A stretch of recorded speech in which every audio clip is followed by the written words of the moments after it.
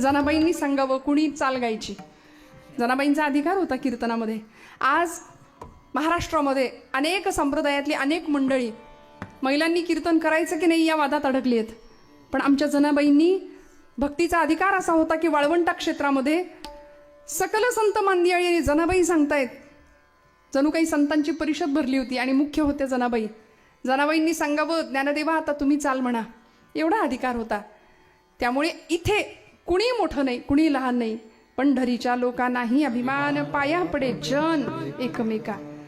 प्रत्येकाच्या हृदयात राम आहे, प्रत्येकाच्या हृदयात विठ्ठल आहे. या भावनेनी जीवानी प्रत्येक जीवावर प्रेम करावं आणि मग शिवाकडचा प्रवास सुरू करावा. अपूर्ण असलेला जीव पूर्णत्वाच्या दिशेने असा उंच दिशेने गेला पाहिजे, ऊर्ध्वगामी दिशेने आमचा प्रवास झाला पाहिजे जीवनाचा. याकरता जीवनाचा खरा अर्थ कळावा. ज्याच्यामुळे आपण इथं आलोय त्याला ओळखता यावं. त्याला आम्ही ओळखतो का? पहिला प्रश्न. दुसरा प्रश्न, ज्याच्यामुळे आपण इथं आलोय त्याच्याविषयी अंतःकरणामध्ये आम्ही कृतज्ञता कायम बाळगतो का? त्याचं उत्तर असेल नाही. आपण त्याला ओळखतही नाही आणि आपल्या मनामध्ये त्याच्याविषयी बिलकुल कृतज्ञता नाही. का? कारण सांसारिक आधुनिक सुखाच्या साधनांनी आमची वखवख वाढवली आहे. सगळं पाहिजे आम्हाला, आम्ही थांबायला तयार नाही. अमुक गोष्टीवर माणूस थांबायला तयार नाही. गुंठ्यावर आम्ही कधी थांबत नाही. गुंठ्याचे एकर झाले पाहिजेत, बरोबर. बँक बॅलन्स तेवढाच चालेल का? तो वाढला पाहिजे. पहिला पै गाठी मारून बँक बॅलन्स आम्ही वाढवतोय. यंदा घर बांधलं तर 4 गज वरती अजून शिल्लक ठेवतो का? पुढं मागं वाढवू म्हणून, चढवू, अजून उंच करू. माणूस थांबायला तयार नाही. प्रपंच वाढावा असं आपल्याला वाटतं, पण परमार्थ वाढावा असं आपल्याला वाटतं का हो? विचारते आता. रोज तुम्ही 400 ओव्या ज्ञानेश्वरीच्या वाचता, रोहणकर नाही? इकडे महिला वर्ग रोज 400 ओव्या विचारतायत ज्ञानेश्वरीच्या. माझ्या मुली आहेत इथं, छान लेकी बाळी आहेत, मस्त कपाळाला मस्त छान छान टिकल्या लावत जा. फक्त विठ्ठल विठ्ठल बरं. कुंकू लावा असं मी म्हणणार नाही. आता पूर्वी होतं रुपया एवढं कुंकू असायचं प्रत्येक महिलेच्या कपाळावर, पण ते कुंकू गेलं, रुपयाचं अवमूल्यन झालं, त्यामुळं कुंकू गेलं आणि आता टिकलीनी जागा घेतली. मान्य, पण ती दिसेल अशी लावूया बरं का. आम्ही हिंदू आहोत. बरं, मी याच लेकी बाळींना नाही सांगणार, इथं असलेली माझे सगळे तरुण भावंड, मोठ्या मंडळींच्या तर कपाळाला आहेच आहे, पण अशी बरीच तरुण मंडळी आहे की ज्यांच्या कपाळाला काही नाही. आम्ही हिंदू आहोत ना, आम्ही हिंदू आहोत. आमचं कपाळ तिलकहीन आहे. वाणीला मंत्राचा स्पर्श नाही आहे, मनामध्ये श्रद्धा नाही आणि वेळ आली तर हातात शस्त्र घ्यायची तयारी नाही. त्यामुळे आमचं पतन आहे. आणि दुर्दैवानं हिरवा रंग वाढत चाललाय, ती संख्या वाढत चालली आहे. आम्ही मात्र अनभिज्ञ आहे. अजून काही काळानंतर आमच्याच भूमीवर आम्हाला पाय ठेवायला जागा शिल्लक उरणार नाही अशी अवस्था निर्माण होईल. लँड जिहाद आहे, लव जिहाद आहे, हलाल जिहाद आहे, आज अनेक प्रकारचे जिहाद आहेत. काही वर्षांचं टार्गेट ठेवले की त्या वर्षामध्ये सगळं हिरवं करून टाकायचं. कुणीतरी मुलगी मुंबईत उभी राहते आणि ती म्हणते सगळा मुंब्रा आम्हाला हिरवा करायचंय. आणि भगवा हटावचे नारे सगळीकडे घुमले जातात. मला असं वाटतं भगवा हटाव असं नंतर म्हणा, आधी हिम्मत असेल तर आमच्या पूर्व क्षितिजावर रोज एक भगवा उगवतो, तो हटवून दाखवा. रोज पूर्वेच्या क्षितिजावर, पूर्वेच्या देवा तुझे सूर्यदेव नाव, साक्षात दर्शन देणारी देवता आहे. आता देव नाही असं कसं म्हणाल तुम्ही? देवाला पाहिलंच नाही असं म्हणू शकता का? आता नाही, रोज आम्हाला तो दर्शन देतो. आदिनारायण, आदित्य नारायण. या देशाचे मानदंड असलेले, या देशाचे संपूर्ण आधारस्तंभ असलेली 2 चरित्र, 10 अवतारांपैकी 24 अवतारांपैकी परमात्मा रामकृष्ण आणि प्रभू गोपालकृष्ण. मर्यादा पुरुषोत्तमाचं एक चरित्र आहे आणि अमर्याद पुरुषोत्तमाचं एक चरित्र आहे. एकानी आपली ओळख दिली, आत्मानं मानुषं मन्ये रामं दशरथात्मज. मी दशरथाचा आत्मज आहे. मनुष्यत्वाच्या सगळ्या मर्यादा मला लागू पडतात. मी माणूस म्हणून जन्माला आलोय, म्हणूनच माझ्या बायकोचं ज्यावेळी अपहरण होतं त्यावेळी मी हे सीते करून वेळींना झाडांना कवटाळून रडतो, एखाद्या सामान्य माणसाप्रमाणे, पतीप्रमाणे. इकडं विचारा ना गोपालकृष्णांना. भगवंत म्हणले सर्व धर्मान परित्यज्य मामेकं शरणं व्रज. मी अमर्याद पुरुषोत्तमाचा अवतार घेऊन आलोय म्हणून उत्तम खोटं मला बोलता येतं. मला उत्तम चोरी करता येते. आईचा भरपूर मार लहानपणापासून मी खाल्लेला आहे. 11 वर्ष 4.5 महिने गोकुळात राहिले. यशोदा मातेचा भरपूर मार खाल्ला. गोकुळवासियांच्या खोड्या केल्या, तक्रारी आल्या घरी, सगळं केलं. या पलीकडे जाऊन भगवंत म्हणतात, मी अजून सांगू का, रुक्मिणी मातेचं म्हणजे हरणच केलं ना, स्वयंवर केलं रुक्मिणी आई साहेबांचं. अमर्याद पुरुषोत्तमाचं ते चरित्र, एक मर्यादा पुरुषोत्तमाचं चरित्र. एकाचं चरित्र बाणासारखं सरळ, एक बाणी एक वचनी पररमणी जननी मानी, आणि दुसऱ्याचं चरित्र अगदी सुदर्शन चक्रासारखं गोल गोल. कितीही प्रयत्न करा बुद्धी थकते, कळत नाही देव नेमका कसा आहे, नटखट आहे. ज्याच्या उदरात अनंत ब्रह्मांडे उदरी हरी हा बालक नंदागिरी असं वर्णन तुकोबराय करतात. त्या भगवंताला कळवता येत नाही, आकळता येत नाही, आणि तो भगवंत कळावा असा ज्यांनी ज्यांनी प्रयत्न केला त्यांना तो भगवंत कळाला नाही. मला असं वाटतं संतांच्या नंतर, बरं का, संतांच्या नंतर परमात्मा गोपालकृष्णाचं चरित्र ज्याला कळालं अशी या जगात एकही व्यक्ती नाही. आणि जर नाव घ्यायचंच झालं तर एकच, हिंदवी स्वराज्य संस्थापक छत्रपती शिवाजी महाराज. त्यांना गोपालकृष्ण कळले, म्हणूनच गनिमी कावा हे युद्धतंत्र भगवान गोपालकृष्णाकडून राजे घेतात, कृष्णनीतीचा अवलंब करतात आणि शत्रूला आपल्या तलवारीचं पाणी पाजतात. हर हर महादेव हा सैन्याचा जागर ठरतो. जय भवानी, जय शिवाजी. भवानी मातेची उपासना होते. 64 कवड्यांची माळ गळ्यात घातली जाते. हे राज्य व्हावे ही तो श्रींची इच्छा असं विधान व्यक्त केलं जातं. का? कारण हृदयामध्ये श्रद्धा आहे, देवाला जाणलंय. आज तुम्ही आम्ही त्याला जाण्याच्या भानगडीत पडत नाही, त्याची आपली ओळख नाही अजून. आपल्याला नाही का वाटत आपले पाहुणे जसे घरात येतात तसा देव एखाद दिवशी घरात यावा? नाही वाटत का हो? आलाय का इथं कुणाच्या घरी देव आलाय? बरं, देव घरात येतो का? बोला ना माझ्याशी. देव घरात येतो? महिला मंडळ आलाय का आपल्याकडे? देव आलाय? देव येतो का? देव घरात येतो, पण कुणाच्या? द्वारकेचा राणा पांडवा घरी, हा द्वारकेचा राणा पांडवा घरी, द्वारकेचा राणा पांडवा घरी, द्वारकेचा राणा पांडवा घरी, व्यासाची घोडा ज्ञानदेव माळे, व्यासाची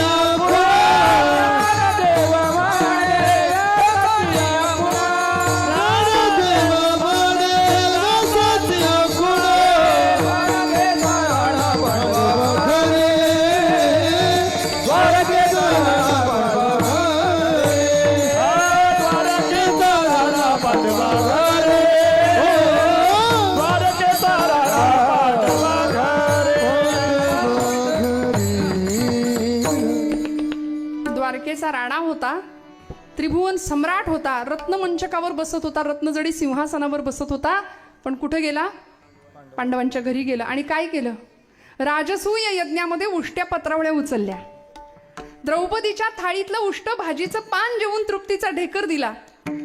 कबीराच्या घरचे शेले विणले, विदुर काकांच्या घरच्या कण्या रांधलेल्या त्या आवडीने सेवन केल्या. शबरीकडे गेली, शबरीची उष्टी बोरं सेवन केली. अजून सांगू? सावतोबांचा मळा राखला. दामाजी पंतांच्यासाठी महाराचं रूप घेतलं. बादशाचं सगळं कर्ज फेडून टाकलं. सगळ्यांसाठी सगळं केलं. तुका म्हणे त्याचा देव सर्व भार चालवी, कामार होऊन या गडी झाला. का हो?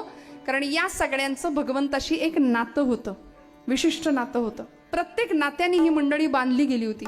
देवाशिवाय जगण्याचा दुसरा विषय नव्हता. आमच्या घरात देव सोडून सगळं आहे, आमच्या प्रपंचात देव सोडून सगळं आहे.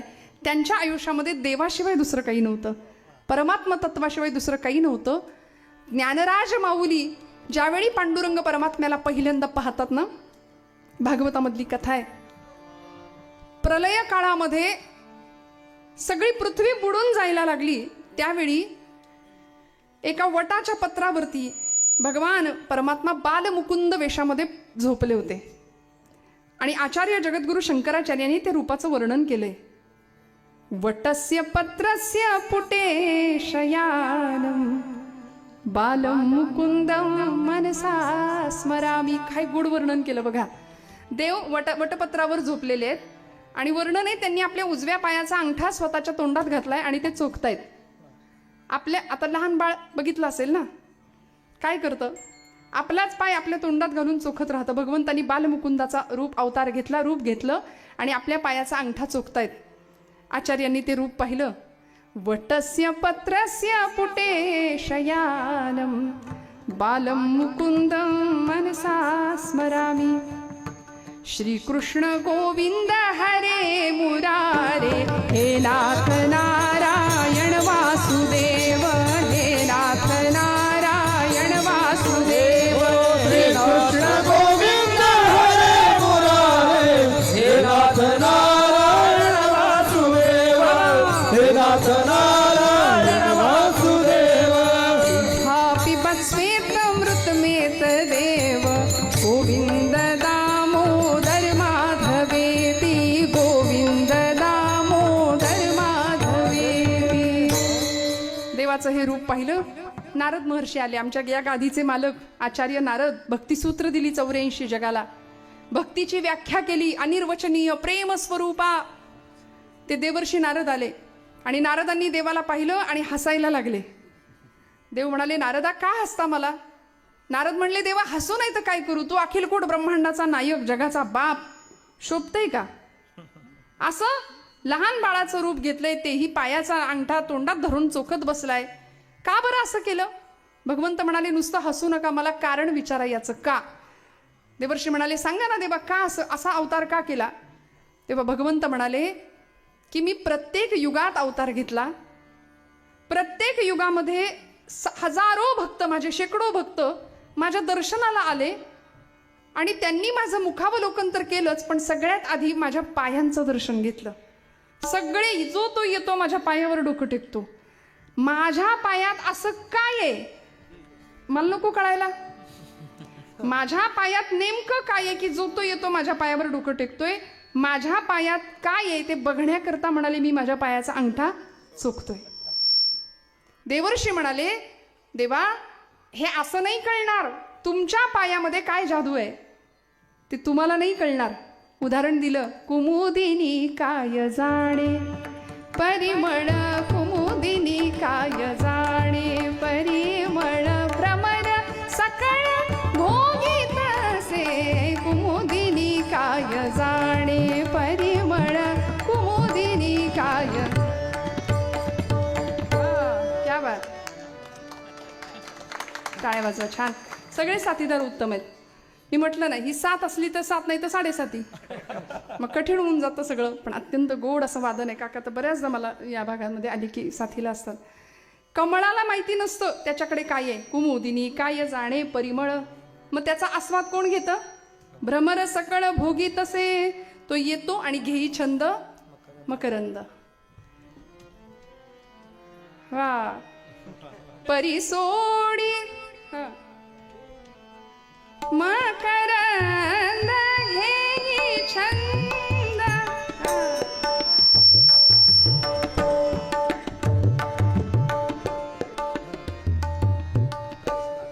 दीना दीना दीना घेई मकरंद घेई छंद. मकरंद घेई छंद. मकरंद घेई छंद. तुम्ही मला तिकडं नेलं पांढरी 2 मध्ये वरती. गुंजनात हा दंग. काय परिस्थिती आहे त्या भ्रमराची अवस्था. तो भ्रमर सेवन करतो, मकरंद सेवन करून निघून जातो, पण कमळाला माहिती नाही आपल्याकडे काय आहे. सांगायचा मुद्दा तसं, देवा तुझ्या चरणामध्ये नेमकं काय आहे हे तुला माहिती नाहीये. तुझ्या चरणामध्ये नेमकं काय आहे हे तुला नाही माहिती. त्याकरता तुला तुझ्यापासून बाजूला होऊन तुझी चरणांची चव किंवा चरणांचा आनंद घ्यावा लागेल. काय सांगू तुझ्या चरणीच्या सुखा. अनुभव चित्ता चित्त जाणे. त्या सुखाचा अनुभव जर घ्यायचा असेल तर तुला तुझ्यापासून वेगळं व्हावं लागेल. देवानी लक्षात ठेवलं. संतांचं कधी कधी देव सुद्धा ऐकलं बरं का, आपणच ऐकत नाही. देवानी सुद्धा संतांचं म्हणणं ऐकलं. परिणाम असा झाला, त्यानंतर बरीच वर्ष, बराच काळ लोटला, अनेक अवतार झाले भगवंतांचे. मत्स्य अवतार, कच्छ अवतार, वराह, वामन, नरसिंह, राम, कृष्ण. या अवतारानंतर द्वापार युगाच्या शेवटी कृष्ण अवतार भगवंतांनी संपवला आणि द्वापार युगानंतर देव पुंडलिकासाठी चंद्रभागेच्या तटी पांडुरंग म्हणून एका विटेवर उभे राहिले. पांडुरंग परमात्म्याचं ते रूप, कटेवर हात, विटेवर उभा आहे भगवंत. काय साजरं गोजरं रूप आहे. सुंदर ते ध्यान उभे विटेवरी, सुंदर ते ध्यान उभे विटेवरी, सुंदर ते ध्यान उभे विटेवरी, सुंदर ते ध्यान उभे विटेवरी. करकटेवरी ठेवूनिया, करकटेवरी ठेवूनिया, करकटेवरी ठेवूनिया, करकटेवरी ठेवूनिया, तुळशी हार गळा कासे पीतांबर, तुळशी हार गळा कासे पीतांबर, करकटेवरी ठेवूनिया, करकटेवरी ठेवूया, करकटवरी ठेवूया, करकटवरी ठेवूया, तुळशी हार गळा कासे पीतांबर, तुळशी हार गळा कासे पीतांबर. कृष्णमूर्ती होय गे, कळो आली सोय गे, प्राणाचाही प्राणू पाहता, सुख सांगो काय गे, तुळशी माळ गळा गे, कस्तुरीचा टिळा गे. किती गोड आहे देव. आणि त्या देवाला पाहिलं, देव असे उभे राहिले आणि आपणच अवतार घेतला. कुठे? गोदा तटाला विठ्ठलपंत आणि आई रुक्मिणीच्या पोटी माऊली ज्ञानेश्वरांच्या रूपाने अवतार झाला. महाविष्णूचा अवतार सखा माझा ज्ञानेश्वर, साक्षात महाविष्णू ज्ञानोबराय रूपाने जन्माला आले. आणि आयुष्यात पहिल्यांदा ज्यावेळी ज्ञानोबराय, निवृत्तीनाथ, सोपान काका आणि मुक्ताबाई पांडुरंग परमात्म्याच्या जवळ आले, पाहिलं पांडुरंग परमात्म्याला, त्यावेळी शेजारी उभ्या असलेल्या मुक्ताईला म्हणजे आदिशक्ती चित्कला, साक्षात ब्रह्म मायाती, तिला सांगितलं, साजणी तो हा विठ्ठल बरवा, तो हा माधव बरवा. रूप पाहता लोचनी सुख झाले गे साजणी, तो हा विठ्ठल बरवा, तोच तो जो खरं तर ज्ञानोबरायांनी स्वतःच्या आत्मप्रचितीचा प्रत्यय घेतला की ज्या काळामध्ये वटपत्रावर पहुडलेलो तो मीच आज वेगळा होऊन माझ्या चरणांची चव चाकतोय, आज वेगळा होऊन माझ्या चरणाकडे पाहतोय. त्यामुळे साक्षात महाविष्णू स्वरूपातले ज्ञानोबराय, साक्षात महाविष्णू असलेले तुकोबराय, तुका विष्णू नाही तुझ्या म्हणे रामेश्वर भट्ट द्विजा, ही प्रचिती दिली. त्यामुळं अशा अधिकाराचे असलेले संत मांदियाळी या सगळ्यांनी परब्रह्माचं स्वरूप जाणलं, त्याला ओळखलं आणि त्याच्याविषयी भाष्य करायचं झालं तर देव नेमका कसा आहे हे सांगता आलं नाही. श्रुती नेती नेती म्हणती गोविंदुरे, वेद मौनावला, वेद सुद्धा जिथं मौन झाला, थकले सगळे त्याचं वर्णन करून. मग तुकोबराय म्हणतात, देवा तुला बघायचं कसं, तुला पाहायचं कसं, तुला ऐकायचं कसं, आणि तुला मोजायचंच झालं तर कसं मोजायचं. अभंगाचं प्रथम चरण. मन माझ्या तीत तुझे हे स्वरूप, मन माझ्या तीत तुझे हे स्वरूप, मन माझ्या तीत तुझे हे स्वरूप, मन माझ्या तीत तुझे हे स्वरूप.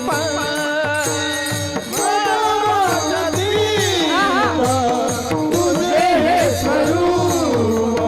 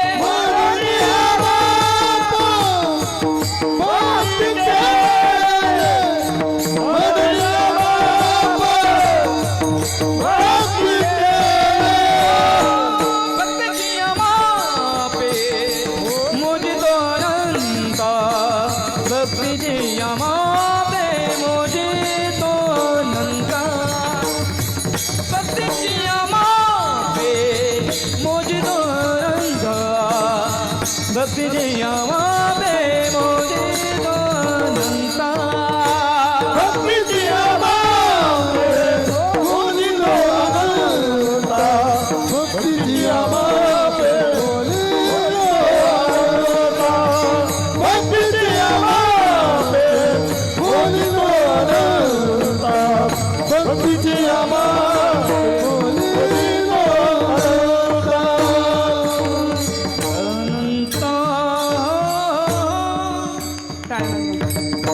वा वा, ट्रेंडची चाल आहे सध्या नाही का. मन वाचा तीत तुझे हे स्वरूप. ट्रेंडिंग गोष्टी आम्हाला आवडतात ना, परत परत परत परत ऐकायला गायला. म्हणून या माप भक्ती केले. स्वर बघा. भक्तीची या मापे मोजितो अनंता इतराने तत्वता न मोजवे. मन वाचातीत तुझे हे स्वरूप.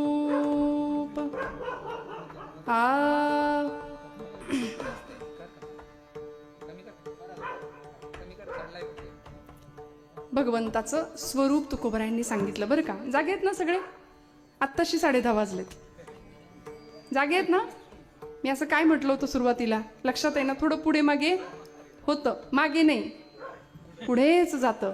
कारण आपल्याला पुढेच चालायचंय. मराठी पाऊल पडते का मागे जायचंय नाही. त्यामुळे काळजी करू नका. घड्याळातले 12 नाही वाजवणार. कीर्तनाचे तर नाहीच नाही वाजवायचे आपल्याला. तुम्ही सगळे आहात. तुम्ही आम्ही खेळीमेळी गदारोळी आनंदाने सेवा करूया. मन वाचातीत तुझे हे स्वरूप. आत्ताशी पहिलं चरण आहे. म्हणून या माप भक्ती केले. देवाचं स्वरूप कसं आहे, मन आणि वाचेच्या अतीत आहे. ते मनाने सुद्धा ओळखता येत नाही आणि ते वाचेने सुद्धा वर्णन करता येत नाही असा भगवंत आहे. मग त्याचं वर्णन काय करायचं, कसं करायचं. उपनिषदकार तैतरीय उपनिषदकार सांगतात, यतो वाचो निवर्तन्ते अप्राप्य मनसा सह. देवाचं वर्णन करायला मन गेलं आणि वाणी गेली, म्हणजे वाचा गेली. माघारी आले थकून. नाही देव सांगता आला. कसा आहे, वर्णनच नाही करता आलं. वेद मौनावला अशी परिस्थिती झाली.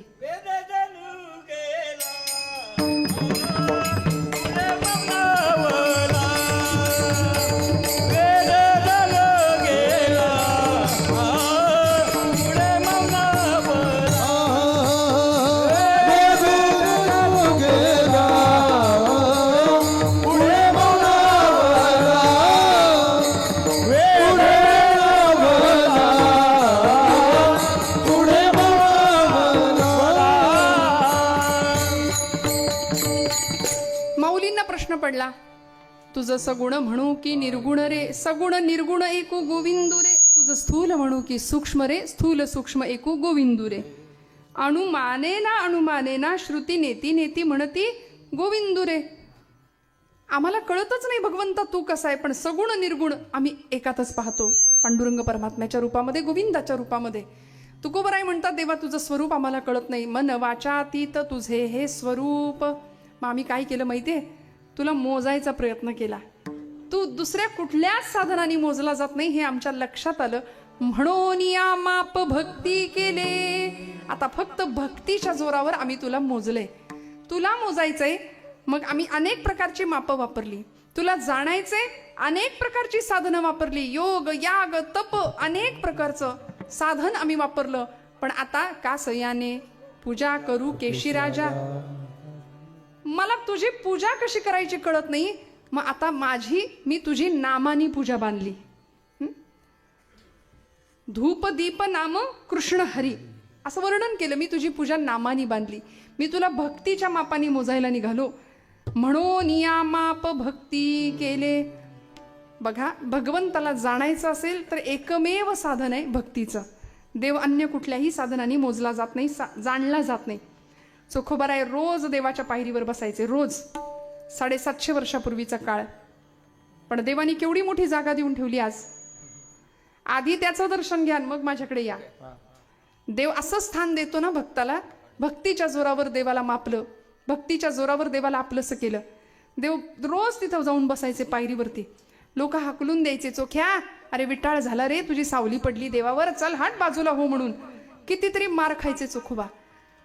चंद्रभागेच्या तीरावरती चंद्रमौळी झोपडी बांधून राहायचे, पण तरी सुद्धा सतत पांडुरंग भक्तीच्या सागरी प्रेमाचा तरंग फुले अंतरंग चोखोबाचे. बहु भुकेला झालो, किती आनंद व्हायचा. जोहार मागत पांडुरंगाजवळ जायचे. बहु भुकेला झालो, बहु भुकेला झालो, बहु भुकेला झालो, बहु भुकेला झालो, बहु भुकेला झालो, बहु भुकेला झालो, बहु भुकेला झालो, बहु भुकेला झालो. तुमच्या पुष्ट्यासाठी आलो, पुष्ट्यासाठी आलो, तुमच्या पुष्ट्यासाठी आलो, पुष्ट्यासाठी आलो, तुमच्या पुष्ट्यासाठी आलो. मायबाप जोहार, मायबाप जोहार, जोहार मायबाप जोहार, जोहार मायबाप, जोहार मायबाप, जोहार मायबाप जोहार, जोहार मायबाप जोहार. तुमच्या महाराचा मी महार, तुमच्या महाराचा मी महार, तुमच्या महाराचा मी महार. मायबाप जोहार, मायबाप जोहार, जोहार मायबाप जोहार, जोहार मायबाप, जोहार मायबाप, जोहार मायबाप जोहार.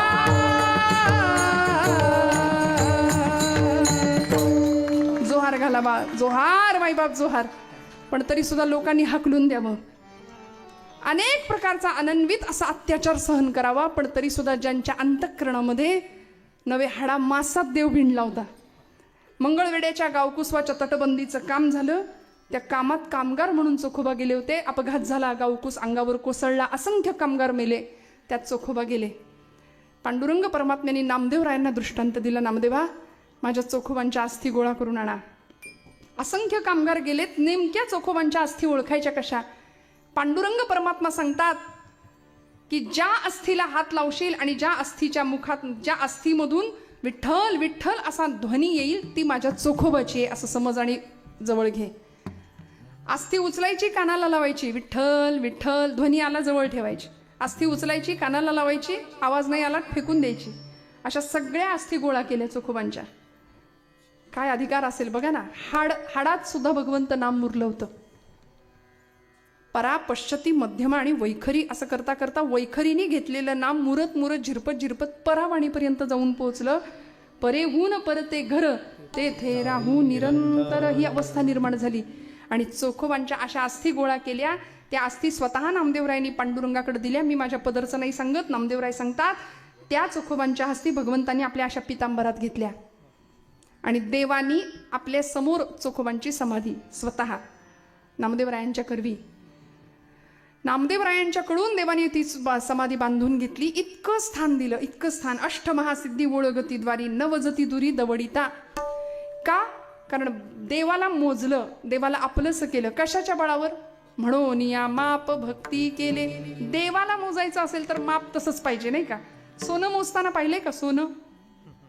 महिला मंडळ तुम्ही जाग्यात सगळ्या. आमच्या जनाबाई किती छान ओव्या गायच्या. त्यांनी देवाला भक्तीच्या जोरावर जवळ केलं. म्हणजे जनाबाईंचा अधिकार एवढा मोठा होता की पांडुरंगाला आवाज द्यायच्या. बरं नुसता आवाज नाही, अरे विट्या, अरे विट्या मुळं मायेच्या कार्ट्या म्हणायच्या. पुढचं नको बोलायला इथं. बरं जनाबाईचे अभंग देवानी लिहून घेतले, ते दुसऱ्या कोणी नाही लिहिले, देव बसले लिहायला. जनाबाई सांगतायत एवढा अधिकार होता.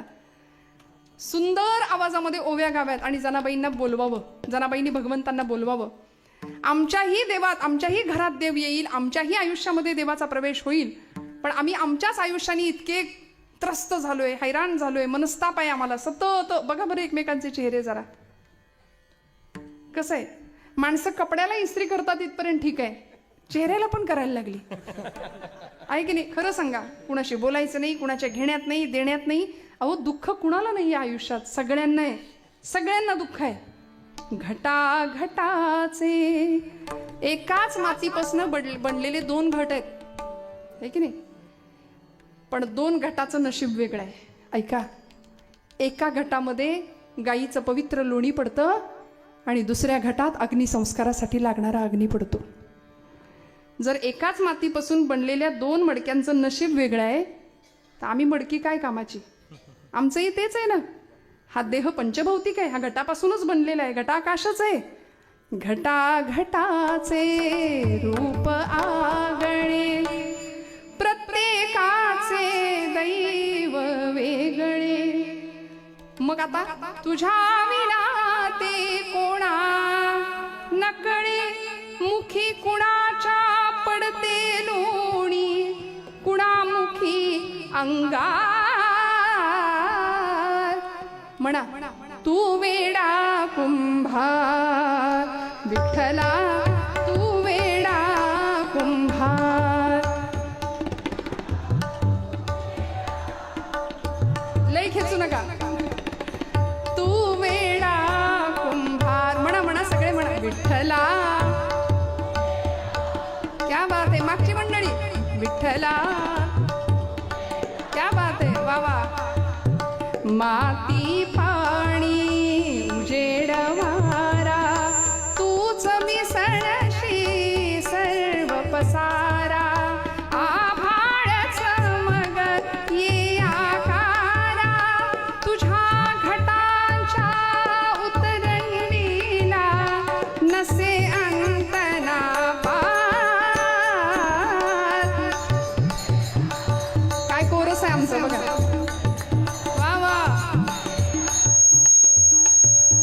फिरत्याचा कावरती देसी, मातीला आकार विठ्ठला. तू वेडा कुंभार विठ्ठला, तू वेडा कुंभार विठ्ठला, तू वेडा कुंभार. मग प्रतिकूलता कुणाला नाही? सगळ्यांना होती. सगळ्यांना प्रत्येकाची नशीब वेगळी आहेत. रामांना नाही चुकलं, कृष्ण परमात्म्याला नाही चुकलं, देवदेवतांना नाही चुकलं, संतांना नाही चुकलं. मग म्हणून भक्ती करायची टाळली का? टाळली का? नाही. मारुतीरायांकडे बघूया. भक्तीचा अत्युच्च आदर्श होता. रामायणातनं मारुती हे नाव काढून टाकलं तर काही अर्थ शिल्लक राहत नाही, काही नाही राहत. सगळं मारुतीरायांनी, सगळं. किती दास्यत्व पत्करावं. शेवटी प्रसाद मिळण्याची वेळ आली. त्यावेळी प्रसाद मिळावा प्रभूंच्या हातातनं राज्याभिषेकाच्या वेळी, म्हणून मारुतीराय समोर उभे होते. पण देवाला प्रश्न पडला होता की याला मी काय देऊ? माझ्याकडे याला द्यायला काहीच नाही. एवढी मोठी यादी बनवली होती लक्ष्मण महाराजांनी. सगळ्यांची नावं वाचली. नळ, नीळ, जांबुवंत, सुग्रीव, अंगद, सगळ्यांची नावं होती. जे स्वातंत्र्य चळवळीत नव्हते त्यांची नावं होती या लिस्टमध्ये. पण प्रसाद मारुतीरायांना कसा काही नाही, लिस्टमध्ये नावच नाही. सगळ्यांना वाटलं होतं मारुतीरायांना पहिला प्रसाद मिळणार, हनुमंतरायांना, पण नव्हतं. शेवटी रामांनी मान खाली घातली आणि मारुतीराय असे उभे होते. मला आता बघतील आणि मला प्रसादाला हाक मारतील. देवा, मला तुमच्या पायाखालची चुरगळलेल्या फुलाची पाकळी दिली तरी चालेल, पण मला प्रसाद द्या म्हणाले. मारुतीरायांनी जसं पाहिलं तसं रामांनी मान खाली घातली. मारुतीराय म्हणले, माझ्या देहाकडे तुम्हाला बघावंसं वाटत नाही, मी जातो म्हणाले. जगून तरी काय करू? निघाले.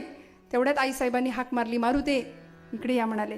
उड्या मारत आनंदाने गेले. म्हणले, बाप विसरला पण माझी आई नाही विसरली. मग आईच्या बाजूला बसले. वशिला तिकडचा मजबूत असतो. तुकोबरायांनी सुद्धा वेळोवेळी तोच वशिला लावलाय बघा. लक्ष्मी वल्लभा. त्याचं नाव घेण्याआधी लक्ष्मी वल्लभा, दीनानाथा पद्मनाभा, सुख वसे तुझे पायी असं म्हणाले. तुकोबरायांचा वशिला कुठे होता? रखुमाईच्या वरा सोयरिया असं जायचे. ते म्हणायचे इकडून गेलो की काम लवकर होईल, कारण घराघरातला नियम आहे, त्यांच्या शिवाय काही चालत नाही. ऐकायला लागतं की नाही तुम्हाला? मी आहे म्हणून. खरं आहे ना? इकडची मंडळी बरोबर आहे ना? पण त्यांनी म्हणायची वाट कशाला बघता? उगीच तुम्हीच म्हणा ना, तू आहेस म्हणून बाई सगळं चाललंय. तुम्ही म्हटला तर किती आनंद आहे. प्रत्येक घरात लक्ष्मीचं स्वरूप आहे ना. मारुतीरायांनी जानकी आईच्या जवळ जावं, बसावं. आईसाहेबांनी गळ्यातला हिऱ्यांचा कंठा जो प्रभूंनी दिला होता भेट, तो दिला मारुतीरायांकडे. प्रत्येक रत्नातनं देव दिसत होता, सीतामाई दिसत होत्या. आनंद झाला. उड्या मारत गेले. थोड्या वेळाने ते सगळं फोडलं, कळालं बाहेर आत आल्यानंतर एका पहारेकऱ्याकडून. तेव्हा आईसाहेबांनी बोलवून घेतलं, मारुते तुला गळ्यातला हार दिला, तू फोडून टाकलास, मग करू काय? म्हणले, त्याच्यात माझा राम नाही, त्याच्यात राम नाहीये. मग तुझ्यात आहे का रे राम? म्हणाले, हो आऊसाहेब, आईसाहेब, माझ्यात रामच काय, तुम्ही सुद्धा आहात म्हणे. छाती विदीर्ण केली आणि जगाला दर्शन दिलं नाही का. श्रीराम जानकी बैठे थे मेरे सीने में, श्रीराम जानकी बैठे मेरे सीने में. श्री राम जानकी बैठे मेरे सीने में, श्री राम जानकी बैठे मेरे सीने में. बस उगीच आपलं थोडंसं आवडतं म्हणून, मला नाही फार आवडत. श्रीराम जानकी, भगवंतांनी दर्शन दिलं, मारुतीरायांनी दर्शन दिलं. प्रभू रामचंद्र धावत गेले, म्हणले मारुते माझ्या या हृदया व्यतिरिक्त तुला द्यायला माझ्याकडे दुसरं काही नाही. कडकडून मिठी मारली आणि मग म्हणाले सांग तू कोण आहेस. मारुतीरायांनी उत्तर दिलं, देहबुद्ध्या तो दासोहम, देह पातळीवर मी तुमचा दास आहे. जीव बुद्ध्यात्वदंशकः, जीव पातळीवर मी तुमचा अंश आहे. आणि आत्मबुद्ध्यात्वमेव अहम, आत्मपातळीवर मी म्हणजेच तुम्ही आणि तुम्ही म्हणजेच मी आहे. इतका सुंदर प्रसाद दिला. कशाच्या बळावर? काय दिलं होतं काय मारुतीरायांनी? असं काय दिलं होतं? किष्किंधेचं साम्राज्य ओतलं होतं भगवंताच्या पायावर? नाही. काय दिलं होतं तरी काय? फक्त भक्ती दिली. म्हणून या माप भक्ती केले आणि मग देवाला मोजलं, अनंताला मोजलं. कशाने? अभंगाचं दुसरं चरण. भक्तीची या मापे मोजितो अनंता, भक्तीची या मापे मोजितो अनंता. भक्तीची या मापे मोजितो अनंता, भक्तीची या मापे मोजितो अनंता. इतराने तत्वता न मोजावे, इतराने तत्वता न मोजावे, इतराने तत्वता न मोजावे, इतराने तत्वता न मोजावे. भक्तीची या मापे मोजितो अनंता, भक्तीची या मापे मोजितो अनंता. इतराने तत्वता न मोजावे, इतराने तत्वता न मोजावे, इतराने तत्वता न मोजावे, इतराने तत्वता न मोजावे. भक्तीची या मापे मोजितो अनंता, भक्तीची या मापे मोजितो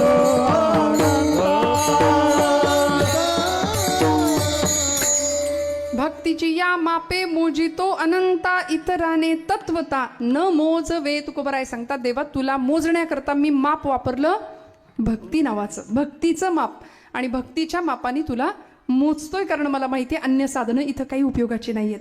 तुला मोजायचं असेल तर व्याधस्याचरणं ध्रुवस्य च वयोर विद्या गजेंद्रस्य का जातिर्विदुरस्य यादवपतेर उग्रस्य किं पौरुषम. कुब्जायाः कमनीय रूपमधिकं किं तत्सुदाम्नो धनं, भक्त्या तुष्यति केवलं न च गुणैर्भक्तिः प्रिय श्रीपतिः. मग भक्तीच्याच मापाने देव मोजला गेला. देवाने विशिष्ट गुणांना लक्ष नाही दिलं, जात नाही बघितली, कुळ नाही पाहिलं, काही नाही पाहिलं. व्याधांचा आचार काय होता तरी कृपा केली. ध्रुवस्यच्या वयोर, ध्रुवाचं वय काय होतं? लहान बाळावर देव कृपा करतो, मोठ्या माणसावरच देव कृपा करतो असं म्हणायचं का? नाही. 5 वर्षाच्या लेकरावर पूर्ण कृपा केली. विद्या गजेंद्रस्य का, गजेंद्र मोक्षाची कथा आपल्याला माहिती आहे भागवतातली. काय विद्या होती त्याच्याकडे, पण नाही, पशुकुळात होता, पशुयोनीतल्या त्या पशुवर सुद्धा पूर्ण कृपा केली भगवंतांनी. का जातिर्विदुरस्य यादवपतेर उग्रस्य किं पौरुषम. विदुरांची जात काय होती? जात बघून देवानी कृपा केली का? दासीपुत्र असलेल्या विदुरांवर पूर्ण कृपा केली. पराक्रम बघून देव कृपा करतो असं म्हणावं तर उग्रसेन यादवांचं पौरुष काय होतं? कंसानी, म्हणजे कंसाचा पिता होता ना उग्रसेन, कंसानी आपल्याच बापाला कैदेत टाकलं आणि स्वतः सिंहासनावर अभिराज्य करायला लागला आणि अनन्वित अत्याचार जनतेवर झाले. बघा, आपल्याच पित्याला कारागृहात टाकलं, त्याचं सगळं घबाड स्वतः गिळंकृत केलं, स्वतः सिंहासनावर बसला. आजच्याही काळात आपल्या आईबापाला वृद्धाश्रमात टाकून सगळं सांभाळणारे, सगळं स्वतःच्याच घशात घालणारे आजचे सुद्धा कंसच ते त्यांचेच सगळे वंशज म्हणायला पाहिजे की नाही. हिंदू धर्माची शोकांतिका आहे. वृद्धाश्रमांची संख्या हिंदू धर्मातलेच लोकांची वाढतीये, तिकडे नाही वाढत.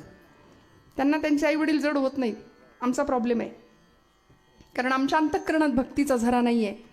काय पौरुष होतं. उग्रसेन यादवांवर कृपा केली म्हणजे वर्णन केलंय, मल्लयुद्ध खेळलं कंसाबरोबर. कृष्णाचा आदेश किंवा कृष्णाचा आदर्श आमच्या लेकरांनी का घ्यायचा, रामाचा आदर्श का घ्यायचा. मनगट आणि मेंदू सगळं बळकट केलंय. सगळं आमच्या तरुणाईला कळायला पाहिजे ना. आतमध्ये व्यसन टाकलं या उपकरणात, शरीर नावाच्या, की ते त्या क्षणी गंजायला सुरुवात होते. पण आम्हाला कळत नाही. व्यसनाधीन, भोगवाद आणि चंगळवाद या सगळ्याच्या मागे धावणारी आमची पिढी पाहिली की वाईट वाटतं. आम्ही ज्या देवभूमीत राहतो, धन्यभूमी पुण्य देश जेथे वैष्णवांचा वास, अशी भूमी आहे आपली. हे राष्ट्र देवतांचे, हे राष्ट्र प्रेषितांचे अशी भूमी आहे आपली.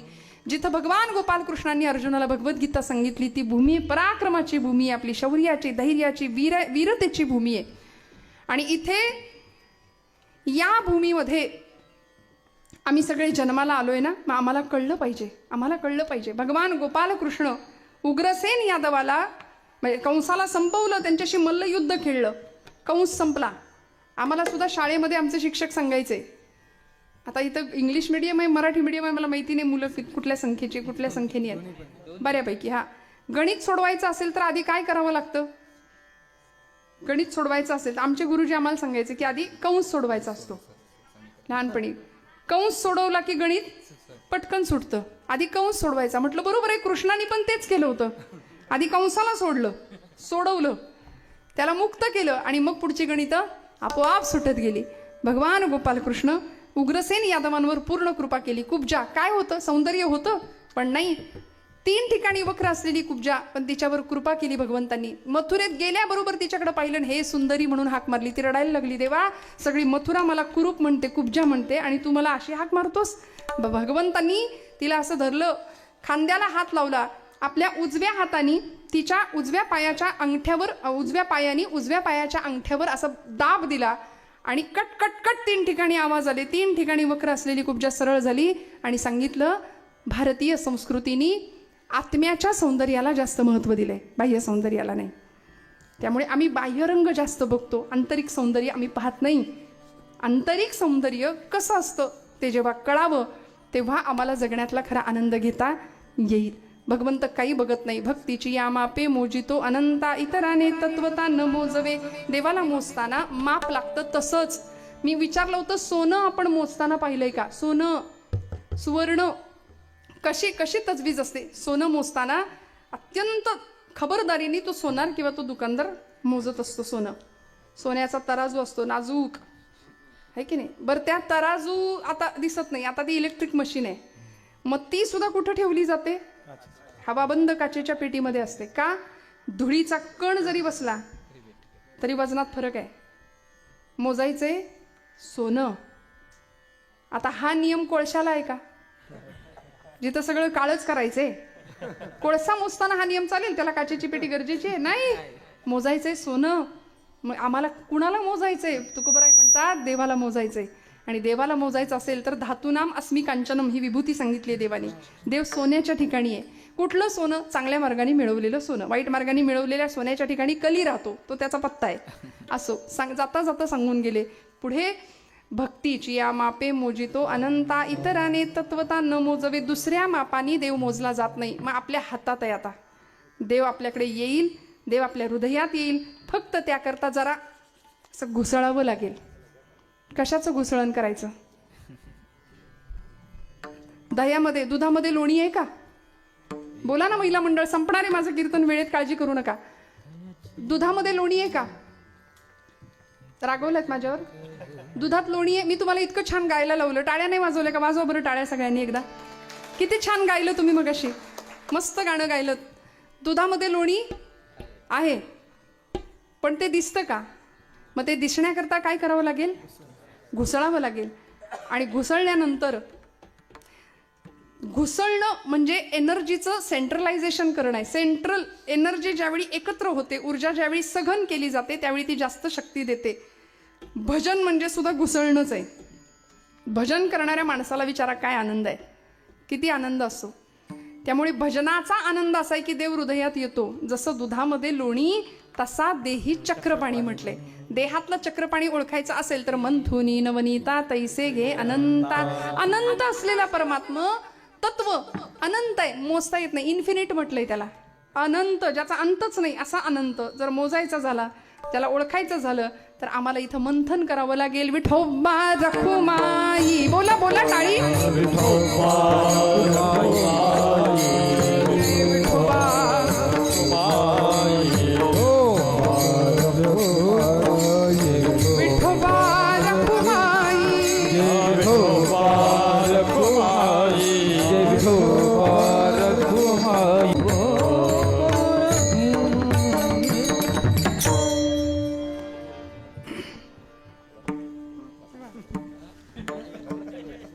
मन वाचातीत तुझे हे स्वरूप, म्हणून या माप भक्ती केले.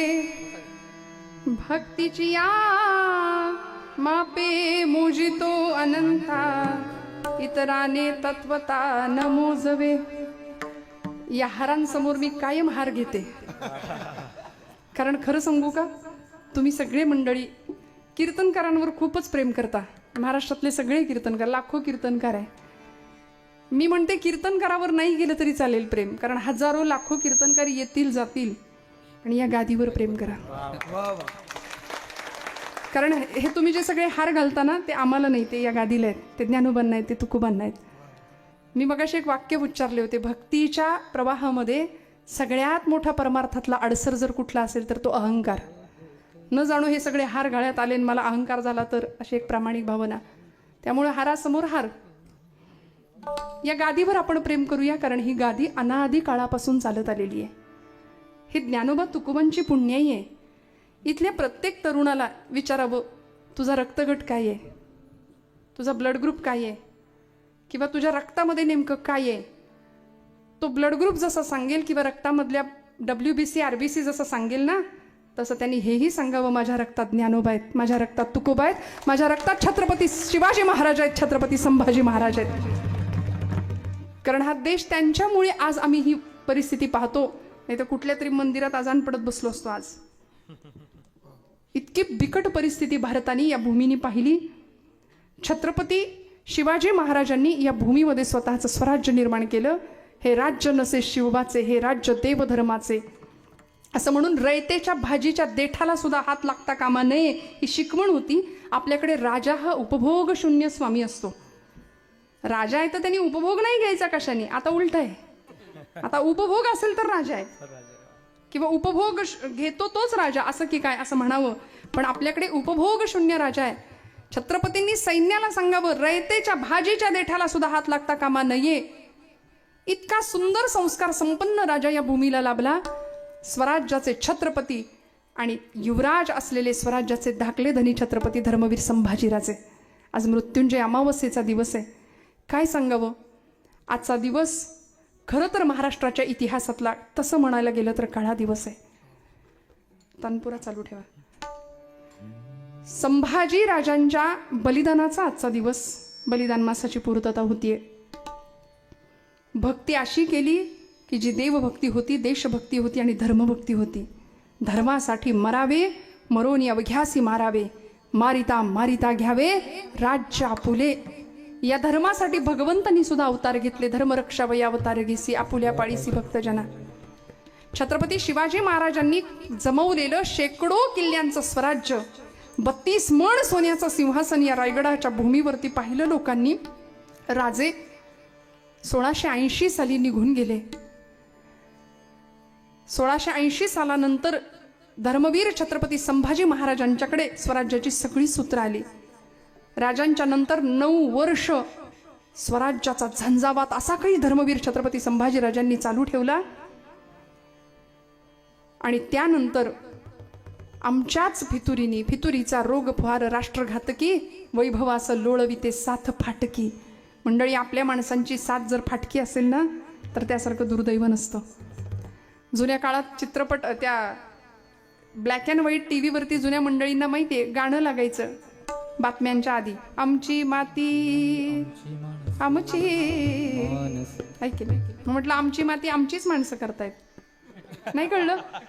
आमची माती आमच्याच माणसांनी केली, ही खरी गोष्ट आहे, परक्यांनी नाही. सावरकर म्हणायचे मला हिंदूंपासून भीती, मला हिंदू पतन होतंय किंवा हिंदू धर्माची भीती, हिंदू धर्म डबघाईला जातोय याची भीती मला हिंदूंपासूनच आहे, जास्त मुस्लिमांपासून नाहीये, ख्रिश्चनांपासून नाहीये. हिंदुत्वेष्ट हिंदूंची मला जास्त भीती आहे म्हणाले, हिंदू धर्माचं पतन व्हायला. त्यामुळे आमचीच माणसं आमचा घात करताय, हा पूर्व इतिहास आहे. मी माझ्या पदरचं काही नाही सांगत आहे. फितुरीचा रोग या महाराष्ट्राच्या इतिहासाला लागलाय आणि त्याचा परिणाम असा झाला. काय आयुष्य आहे माझ्या संभाजीराजांचं. आज त्यांच्या पुण्यतिथीचा किंवा बलिदानाचा दिवस आहे आजचा. धर्मासाठी संपले राजे आपले. काय इतिहास आहे. 2 वर्षाचे राजे होते त्यावेळी आई सोडून गेली होती. स्वतःच्या आईच्या अंगावर दूध सुद्धा पिता नाही आलं माझ्या राजाला. कापूर होळच्या धाराऊ आईंची योजना केली छत्रपतींनी. धाराऊ आईच्या दुधावर पुष्ट झाले. 2 वर्षाचे होते त्यावेळी अफजल खान स्वराज्यावर चालून आला होता. सईबाई अत्यवस्थ होत्या, अंथरुणाला खिळलेल्या होत्या आणि 2 वर्षाचे होते संभाजीराजे. संभाजी राजांना आईजवळ पाहिलं, त्याच्या डोक्यावरून हात फिरवला आणि शिवाजी राजांनी सईबाईंना सांगितलं, सई कंटाळीस का ग माझ्या धगधगत्या संसाराला, कंटाळीस का ग, मी अफजल खानाच्या मोहिमेवर चाललोय, मला परत आलो मी जिंकून तर मला ओवाळायला तू पाहिजे समोर. सईबाईंनी सांगावं माझा काही भरोसा नाही महाराज, आपल्याला या मोहिमेमध्ये यश मिळावं ही आई तुळजाभवानीच्या चरणी प्रार्थना करते. पण एवढंच सांगते माझ्या शंभूला सांभाळा. जाताना एवढंच सांगते, त्याच्या बाबतीत कुठलाही विचार करताना, त्याच्याविषयीचा कुठलाही निर्णय घेताना एक गोष्ट कायम लक्षात ठेवा, तुम्हाला आई आहे त्याला आई नसेल. आणि अफजल खानाच्या मोहिमेवरून अफजल खानाचा कोथळा बाहेर काढला राजांनी, फत्ते मिळवली आणि माघारी यायच्या आज सईबाई निघाल्या गेल्या निवर्तल्याची बातमी कळाली होती. 2 वर्षाच्या राजांना जिजाऊ मातोश्रींनी मोठं केलं. जिजाऊ मातोश्रींचे केवढे मोठे उपकार आहेत आपल्यावर. 2 राजे दिले या मातीला. एकाने धर्मासाठी जगायचं कसं शिकवलं, एकाने धर्मासाठी मरायचं कसं शिकवलं. जिजाऊ आईसाहेबांचे खूप मोठे उपकार आहेत तुमच्या माझ्यावरती. महाराष्ट्राची राजमाता आहे आऊसाहेब जिजाऊ माता. संभाजीराजे अत्यंत कुशल, व्यवहार कुशल तर होतेच, प्रचंड हुशार, बुद्धिमान. बुधभूषणम सारखा संस्कृत ग्रंथ त्यांनी लिहिला. अनेक भाषांवर ज्यांचं प्रभुत्व आहे, अनेक विषयांचा सखोल अभ्यास ज्यांनी केलेला आहे. आणि संभाजीराजे 9 वर्ष झंझावातासारखे या स्वराज्याचे पालन करते ठरले, पण आपल्याच माणसांनी घात केला. संगमेश्वराला राजे होते. मुकर्रब खानाच्या नावाच्या सरदाराने त्याला पत्ता सांगितला गेला, तो गेला. 200 माणसांनी संभाजीराजांना पकडलं होतं. आपण छावा बघितलाय नाही का, घराघरात छावा कळाला. त्या पिक्चरमुळे आमच्या पोरांना राजे कळाले, संभाजीराजे कळाले. घराघरात आम्हाला बाकी सगळे हिरो माहिती आहेत पण राजे माहिती नाहीत. शिवजयंती अलीकडे साजरी झाली, तिथीने झाली, तारखेने झाली. मी तर म्हणते रोज करूया, कशाला भांडायचं. तर रोज राजे जन्माला आले पाहिजेत, रोज आमच्या मनात त्यांचा जन्म झाला पाहिजे, रोज आम्हाला त्यांची आठवण झाली पाहिजे.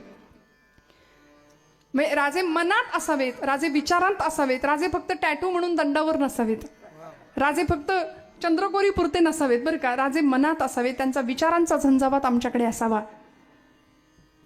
ज्या छत्रपतींनी स्वाभिमान नावाचं वैभव कमावलं होतं ते संभाजीराजांनी पुढच्या काळामध्ये जपलं, प्रचंड शिताफीने जपलं.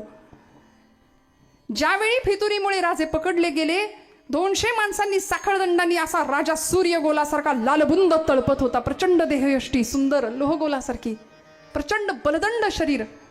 म्हणून म्हटलं व्यसन टाकलं की शरीर गंजायला सुरुवात होते. का राजाला समोर ठेवायचं. उत्तम आयुरारोग्य उत्तम, तेजस्विता, तपस्विता आणि तत्परता हे 3 तरुणाईचे गुण आहेत. स्वामी विवेकानंद सांगायचे तेजस्वी, तपस्वी आणि तत्पर. आजचा तरुण असा असला पाहिजे, त्याला म्हणायचं तरुण. नाहीतर आजचा तरुण संध्याकाळ झाली की धरून आणावा लागतोय, ही परिस्थिती आहे. का राजांचं चरित्र आमच्या लेकरांनी पाहिलं पाहिजे. आजची अमावस्या इतकी महाराष्ट्राच्या इतिहासामध्ये, आजचा दिवस आमच्यासाठी खरं तर हिंदू धर्मावर सूतक यावं उद्याच्या दिवशी म्हणून आजच्या तिथीला केलेला हा डाव होता औरंग्याने. उद्या हिंदू धर्माचा आपला सण, नूतन वर्ष सुरुवात, प्रारंभ, पण हिंदू धर्मावर सूतक यावं याकरता औरंग्याने केलेला हा डाव हिंदू धर्माच्या दुर्दैवासाठी संभाजीराजांना बहादूरगडावरती 40 दिवस आणलं, पकडले गेले. 200 माणसांना ऐकत नव्हता माझा राजा. कितीतरी दिवस अनेक अवहेलना, अनेक प्रकारच्या यातना सहन केल्या, धिंड काढली गेली राजाची, विदूषकाची झबली अडकवली गेली होती. आमचीच माणसं मलमूत्र आणि विष्ठा सुद्धा त्याच्या अंगावर टाकत होती. किती सोसला असेल ओ, किती भोगला असेल. औरंगजेबाच्या समोर ज्यावेळी राजा गेला ना, त्यावेळी कवी कलश त्यांच्या सोबत होते. औरंगाने मुद्दाम त्या कनातीचा उंची अशी कमी ठेवली होती. का? कारण राजा माझ्याकडे वाकून आला पाहिजे. पण राजे हुशार, राजे वाकले नाही, मानेत नाही वाकले, गुडघ्यात वाकले आणि ताठ सरळ आतमध्ये गेले. आणि औरंग्याला सुचत नव्हतं त्याला बघून काय करावं. तो थोडा वेळ बसायचा, उठायचा, इकडे तिकडे येरझाऱ्या घालायचा, थोडा वेळ बसायचा, उठायचा. पहिल्यांदा पाहिलं होतं, कारण वयाच्या 8व्या वर्षी दरबारात पाहिलं होतं लहानपणी, आणि त्यानंतर आत्ता पाहिलं. कवी कलशांनी औरंग्याची ती अवस्था पाहिली आणि कवी कलश संभाजीराजांना सांगतायत, राजे कविता सुनावू क्या. त्या परिस्थितीमध्ये संभाजीराजे म्हणाले, कलश, रायगढ़ के दरबार में आपकी कविता गूंज उठी है, हमने सुनी है, अब औरंग के सामने आपकी कविता पेश कीजिए.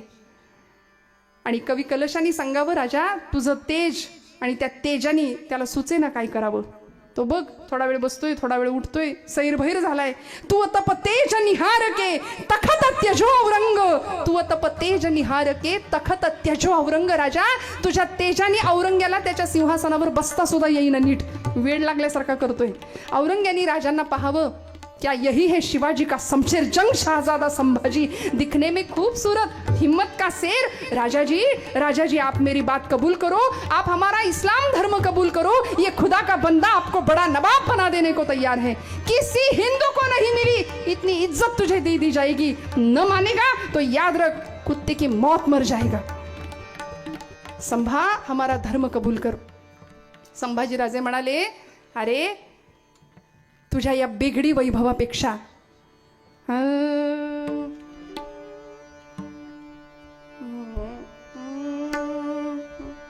वरती जरा काळी. हा हा हा मला नको तुझा तो धर्म, मला नको तुझा तो धर्म, मला नको तुझा तो धर्म, मला नको तुझा तो धर्म, मला नको तुझा तो धर्म, काढेल चर्म येऊन पुढच्या जन्माला. जी जी जी जी र जी जी जी हिर जी जी जी हिर जी जी. पुन्हा येईन जन्म घेऊन, पुन्हा येईन जन्म घेऊन, पुन्हा येईन जन्म घेऊन, तुझी मान सरारा चिरून, कोण्या कुत्र्या हाती खाववीन तुझ्या देहाला. जी जी तुझ्या देहाला. जी जी तुझ्या देहाला. जी जी जी जी जी हिर जी जी जी हिर जी जी. औरंग्या करून करून काय करशील रे. मला तुझा धर्म नको, मला नको तुझा तो धर्म, तुझ्या बापाचा तुझ्या काकाचा, मला एक रामचंद्र प्रभू प्यार, मला एक गाय माता ती प्यार, सांभाळ तोच एक करणार. हा जी जी सांभाळ तोची एक करणार. हा जी जी र जी जी. तुझ्यासारखी कैक घुंगुरटी, तुझ्यासारखी कैक घुंगुरटी पडतील मसनवटी. अरे औरंग्या करशील, करून करून काय करशील रे. कर तुकडे तुकडे देहाचे, कर तुकडे तुकडे देहाचे, एक परसाचे एक भगवान तिही लोकी, एक भगवान तिही लोकी. पुन्हा येईन जन्म घेऊन, पुन्हा येईन जन्म घेऊन, तुझी मान सरारा चिरून, कोण्या कुत्र्या हाती खाववीन तुझ्या देहाला. जी तुझ्या देहाला. जी तुझ्या देहाला. जी तुझ्या देहाला. औरंगजेब इतका संतापला होता, न मानेगा तो याद रख, कुत्ते की मौत मर जाएगा. संभाजीराजे म्हणले, अरे कुत्र्याची मौत बघायला त्याच्या स्वामीनिष्ठतेचा प्रत्यय आधी घ्यावा लागतो. तुझी अख्खी जिंदगी गेली फंदफितुरांच्या सहवासात, तुला काय कळणार स्वामीनिष्ठा. पण संभाजीराजांच्या मुखातनं येणारा जगदंब नावाचा उच्चार, त्यांच्या डोळ्यातली आग सहन होत नव्हती म्हणून डोळे जळले, जीभ छाटली गेली. झाडाच्या सालीला रंधे लावावेत तशी देहाची कातडी सोलली. रक्तबंबाळ झालेला माझ्या राजाचा देह, पण तरी सुद्धा एकही विव्हळण्याचा आवाज नाही. औरंगजेब तळमळत होता, कधीतरी हा विव्हळेल, कधीतरी शरण येईल, कधीतरी धर्म बदलेल, पण नाही, शेवटच्या क्षणापर्यंत नाही. वडूतुळापूरच्या संगमावर आणलं गेलं आजच्या दिवशी. 40 दिवस अतोनात यातना सहन केलेला माझा राजा वडूतुळापूरच्या संगमावर वाळूत, पायाच्या नखापासून डोक्याच्या केसापर्यंत इंचावर देहाचे तुकडे केलेत. श्रोते हो, माझ्या राजाच्या देहाचे पायापासून डोक्यापर्यंत इंचावर देहाचे तुकडे झाले आणि एक घाव बसला होता मस्तकावर. धडापासून मस्तक वेगळं झालं. रक्ताची चिळकांडी उडाली इंद्रायणी भीमेच्या संगमामध्ये. इंद्रायणी शहारली, भीमा शहारली. स्वराज्याचं धाकलं धनी ज्या मस्तकाला शिवाजीराजांनी कवटाळलं असेल, ज्या मस्तकावर युवराज पदाचा राज्याभिषेक झाला होता, ज्या मस्तकाला आईसाहेब जिजाऊ मातांनी जवळ कुशीत घेतलं असेल, ते मस्तक आज धडापासून वेगळं झालं. वयाच्या 32व्या वर्षी मरणाला निधड्या छातीने सामोरा जाणारा स्वराज्याचा धाकला धनी, स्वराज्याचे राजे आजच्या दिवशी औरंग्याने अत्यंत क्रूरपणे संपवले. पण म्हणून मराठेशाहीचं राज्य संपलं का? नाही संपलं, नाही संपलं. मंडळी, राजांचं बलिदान वाया गेलं का? अजिबात नाही गेलं. त्यानंतर कितीतरी वर्ष स्वराज्याच्या गादीला वारस नव्हता किंवा गादी रिकामी होती. पण नंतर राजाराम राजांच्या पत्नी सौभाग्यवती शिवस्नुषा राणी ताराबाई, ताराराणी आल्या. मराठ्यांचं साम्राज्य तितक्याच पद्धतीने विस्तार केला. आणि एवढंच नाही, त्या क्रूरकर्म्या औरंग्याला याच महाराष्ट्राच्या मातीत गाडलं, तेव्हा मराठे शांत झाले. आम्ही शिवछत्रपतींचे, शंभूराजांचे वारसदार आहोत. त्यांचं रक्त आमच्या नसानसात वाहतंय अशी जाणीव ठेवावी. राजे गेले, पण आजच्या दिवशी उद्या आपल्या हिंदू धर्मावर सुतक यावं या अत्यंत वाईट हेतूने केलेला हा डाव होता. महाराष्ट्रभर सुतक पसरलं. पण काय परिस्थिती हो? धर्मासाठी मरावे मरोनी अवघ्यासी मारावे, मारिता मारिता घ्यावे राज्य आपुले, फुकट नाही मरणार. मेलो तरी चालेल, पण माझा धर्म नाही बदलणार. ही वास्तविकता आणि ही निष्ठा ज्यांनी जपली, खऱ्या अर्थी ही धर्माची भक्ती होती. भगवंत आला का? भेटला का? हो. कारण त्या भगवंताला 64 कवड्यांचे माळ स्वरूपामध्ये आई जगदंबीचं अधिष्ठान गळ्यामध्ये घालून राजे मिरवत होते. भवानीला जसं छत्रपतींच्या भवानीला तुळजा भवानीचं अधिष्ठान होतं. हर हर महादेव हा सैन्याचा जागर होता, गजर होता. भवानीचं अधिष्ठान प्रत्येक कर्माला होतं, तसं तुमच्या माझ्या आयुष्याला सुद्धा भगवंताचं अधिष्ठान असावं. सामर्थ्य आहे चळवळीचे, जो जो करील तयाचे, परंतु तेथे भगवंताचे अधिष्ठान पाहिजे. या न्यायाने भगवंताचं अधिष्ठान तुमच्या माझ्या हृदयात असेल तर भगवंताची कृपा झाल्याशिवाय राहणार नाही. देवाला मोजता येतं का? मोजता येतं. कुठल्या साधनाने? तुकोबरायांचं उत्तर आहे, भक्तीची या मापे मोजितो अनंता. भक्तीच्या बळावर भगवंत आपलासा करता येऊ शकतो. योग याग तपे देहाची या योगे, ज्ञानाची या लागे न सापडसी. योग याग तप क्रिया कर्म कुठलीही साधनं तिथं उपयोगात येत नाही. त्यांच्यामुळे ज्ञानात अहंकाराची बाधा निर्माण होण्याचा संभव असतो. म्हणून भगवंताला जर प्राप्त करायचं असेल तर फक्त भक्ती, मग ती देवभक्ती असू दे, राष्ट्रभक्ती असू दे. 4 माळा जप जर आपण रोज करत असाल तर त्यातली 1 माळ सीमेवर लढणाऱ्या जवानांसाठी अर्पण करूया. कारण ते तिथं लढतायत म्हणून आपण इथं सुखाचा घास सेवन करतोय. अंगावर त्या बिछाण्यावर अंग टाकताना आणि रोज पंचपक्वान्नाचा भोजनाचा घास मुखात घालताना कायम या देशातल्या किसानाचं, या देशातल्या शेतकऱ्याचं आणि या देशातल्या जवानाचं स्मरण करूया. 3 गोष्टी सांगून जाईन. इथून आपल्याला सगळ्यांना जायचंय ना? कुठं? घरी तर आता जायचंच आहे. इथं कुणी तुम्हाला थांबवणार नाही. पण आपल्याला सगळ्यांना शेवटचा निरोप घ्यायचा आहे.